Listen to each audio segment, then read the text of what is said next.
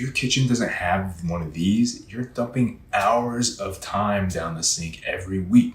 You'll be stuck with that flabby midsection forever. You might think it's only for crazy bodybuilders or neurotic eaters, but it's actually way faster and more accurate than measuring spoons and cups, except for dry ingredients like seasoning. Once you try a couple times, you'll not only save so much time in the kitchen, you can finally work out, but you'll stop adding hundreds of extra calories to your meals because you wouldn't spend $10 for one.